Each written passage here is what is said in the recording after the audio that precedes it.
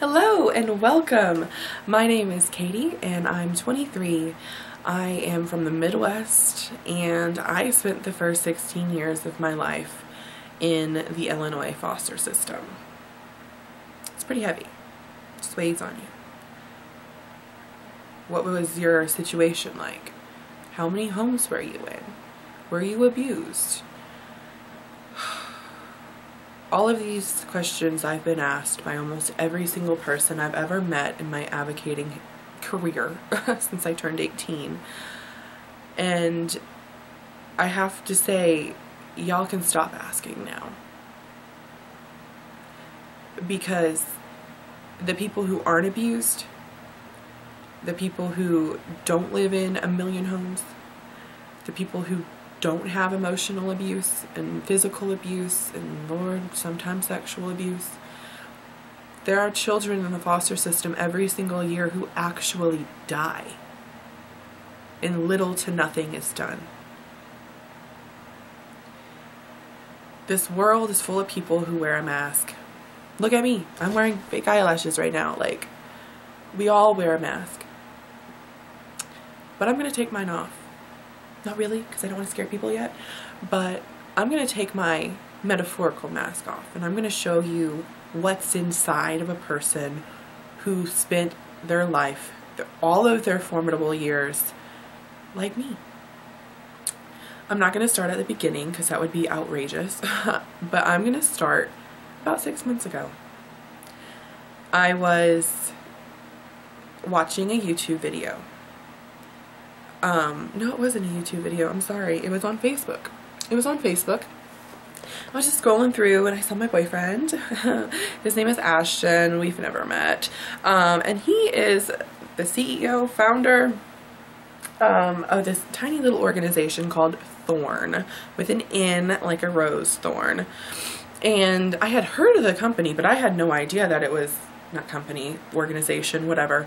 I had no idea that, you know, Ashton was involved. I'm a big fan. I have been a big fan. I'm fairly sure he was like my first crush ever. It's Kelso. So like I was a big fan. I wanted to watch. So I start watching the video and immediately I am just, I hate to say it because it's so freaking cliche these days, but I was triggered. I was. I wasn't ready for that kind of message coming out of his mouth. But I'm glad that I did hear it, because it's what is making me sit down in front of this camera today. He started telling the story of a little girl that he saw on camera, a video or something, and this little girl was young, very, very young, a little baby basically, and she was engaging in a sexual situation with a grown man. And the air of it, the feel of it was that this was not the first time, that this was her play, that this was something that was normal to her.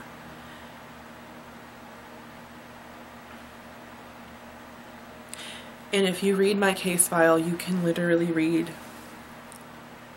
almost that verbatim. And I wept for her, and I cried for myself.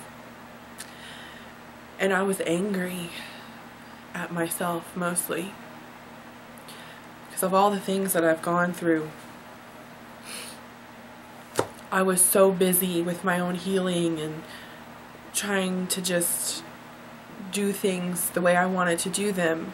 I wanted to look a certain way and be a certain way. I don't want to tell my story until I can tell it perfectly. All this time has gone, and the only thing that separates my story from this little girl's story is time. That's it.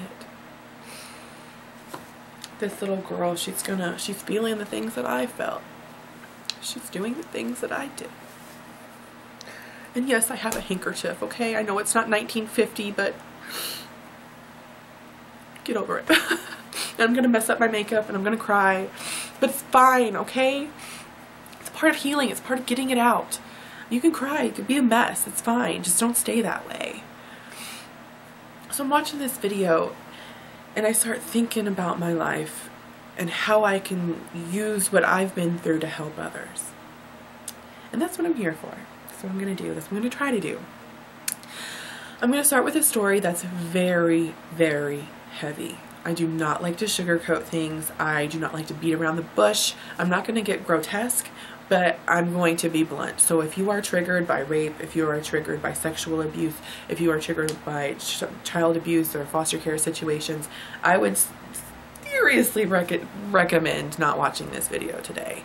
Come back another day when you're having a better day and watch it, because I am making this video for you. I am making this video for the people who are going to have to watch a little bit and come back, and watch a little bit and come back, because what I have to say is for you, is for your healing. Everyone else that may or may not see this, they're just fluff, alright? This is for you. If you're not capable of watching it today, it's going to be too much. It's going to send you down into a hole. Don't do that. Your health's too important. Come back on a better day when you're at a better mindset, and I'll see you then. If you are going to watch the video, thank you. I want to apologize. This is my first one, so it's probably going to be a little bit of a mess. Might be a little bit long, but I hope you do stay to the end. And if not, you can skip through all the bullshit and just go to the end and watch what I have to say. So when I was 2, I was already in the foster system technically. I was living with a family home that was in my biological family, but still the state was involved. They were coming in and out. They had already deemed the home, you know, safe for me to live. So I'm living there, and I remember the abuse. I remember the abuse. People tell me all the time that I can't, that I was too young, 2, 3 years old. You can't, your brain's not there yet. And I'm going to tell you that I can, I do. And I've confirmed it with multiple people who knew me back then, that I remember little tiny details. And they're like, how would you remember what kind of, you know, earrings that you wore all the time? Like, I remember certain things. And I remember a lot of the first, not a lot, but enough of the first abuse. I remember him kind of urging me to go towards things and really just grooming me. He told me if I was good that he would give me a bowl of Captain Crunch cereal. I remember going down into his study with him. I remember getting hurt, and I remember going to the hospital. And I remember laying back on a hospital bench for the first time, and the metal was so cold, and I complained about it, and I kept on staring up at this light, and people are poking me and they're prodding me, and I just think I'm in trouble. Like, you know, there's just such this energy in the room, like something's wrong, and I'm afraid that it's me, like I did something wrong.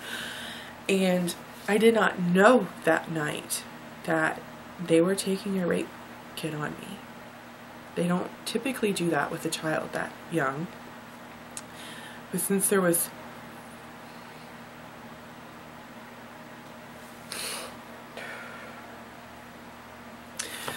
physical abuse present, obvious, they went ahead and they found what they were looking for, both inside of me and on my panties. They found what I was looking for. So apparently fake lashes come off whenever you cry. I'm gonna look wacky. It's gonna be fine. It's probably not gonna change. So they found what they were looking for. Honestly, I don't really know what happened after that. I lived the rest of my life until I was 15 years old. This home, that home. And I just never knew what happened to him. I just assumed, being that they did find stuff, that, that was a waste of time. That they did find DNA, that something had to come of it. That doesn't happen to such a little child, and there's evidence something doesn't happen. So I lived with that for a very long time. Didn't actually know, but come 15 years old, my first adoption has officially been dissolved, and I have found my biological mother with the aid of my caseworker. We're going to meet her. It's going to be okay, and I'm going to get some information. So I was happy. One of the main things I wanted to know is who I was, what's in my blood, and also what happened to this man. Now, she told me that he died in prison, and he put on trial for me and the things that he had done to my mother, as well as a few other females in the community, and he went to prison for a very long time. And unfortunately, people inside the prison found out what he was there for, and they did what sometimes happens. And it wasn't justice as I would have wanted it, but it was a kind of justice.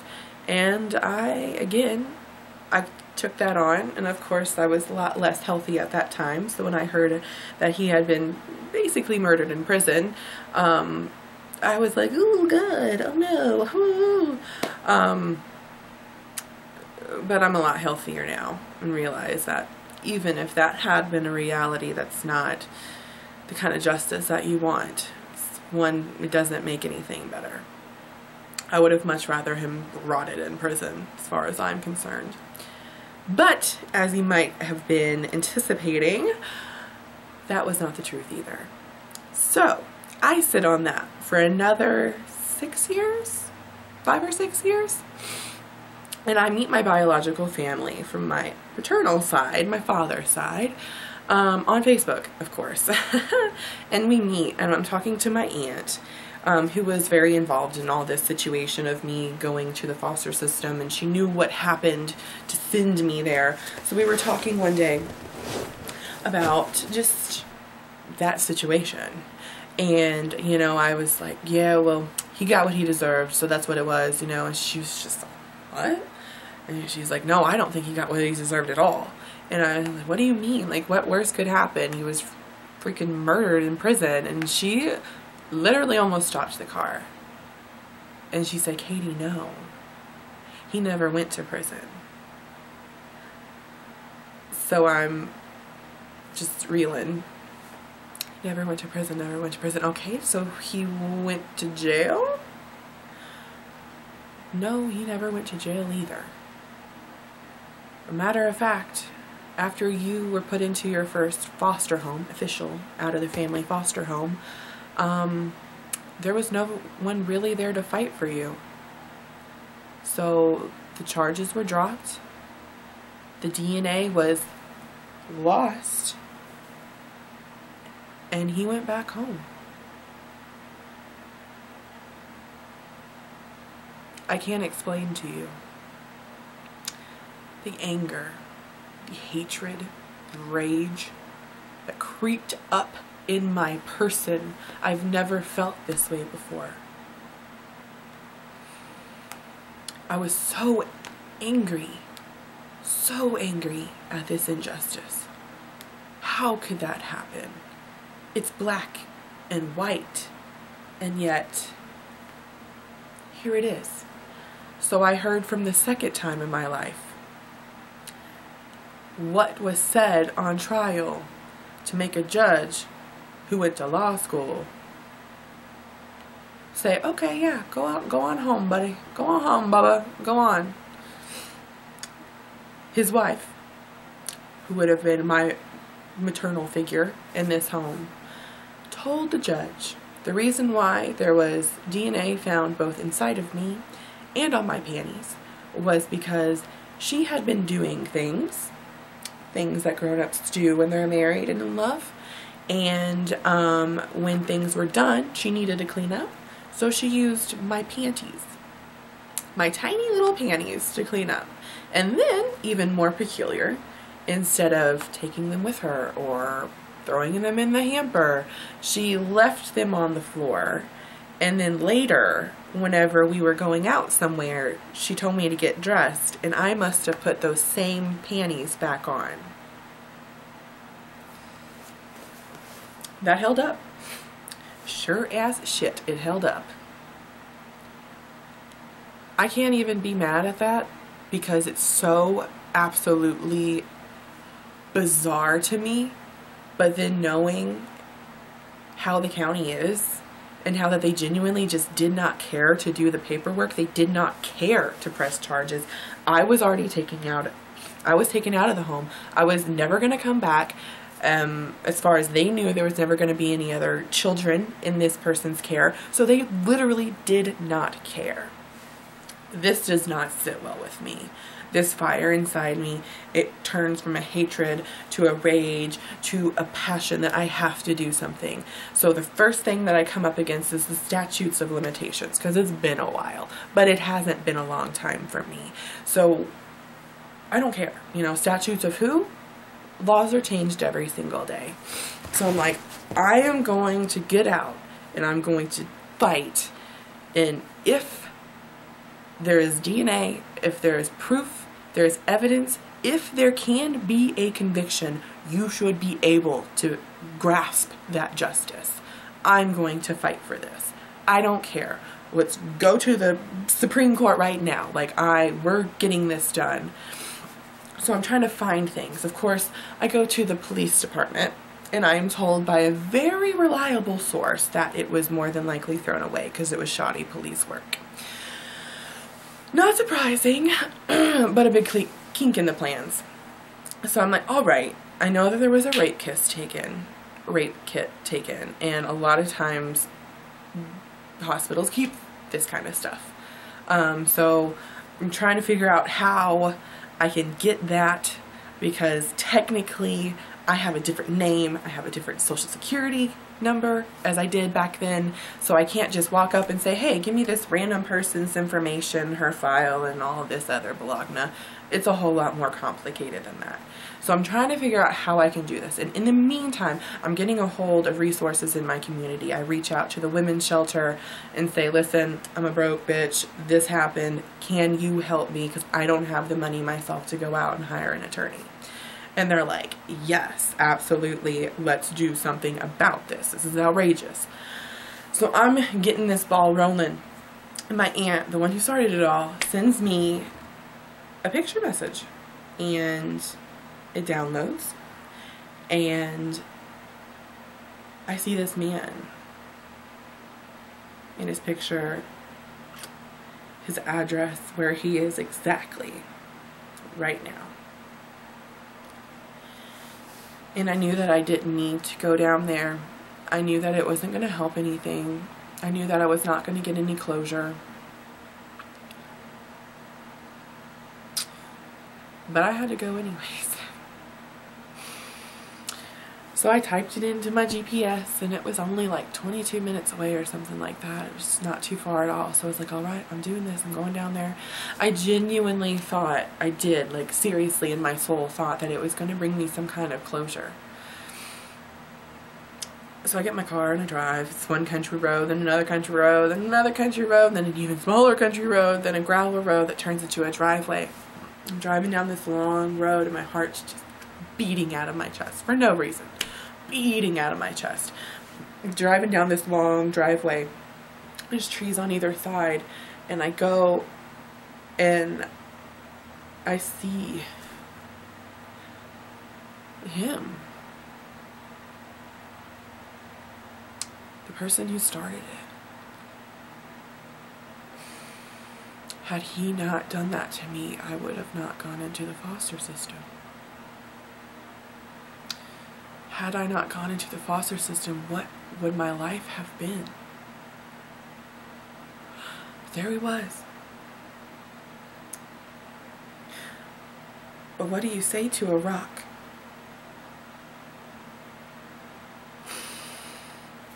I later found out that he died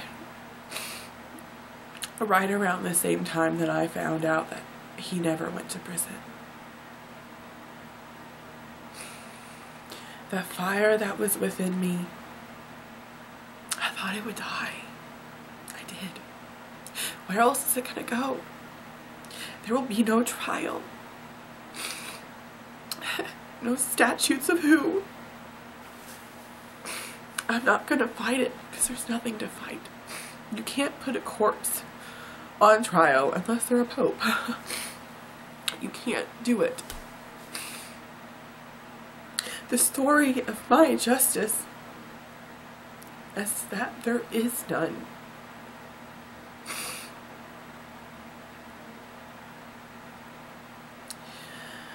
after 16 years of growing up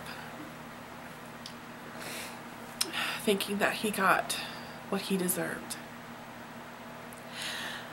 I found out that while I was in foster care, he was at home with his wife and his family. He spent his Christmases opening presents from people who knew him and loved him, and he spent his Thanksgivings being thankful for his family. He spent his life free, and I did his time for him.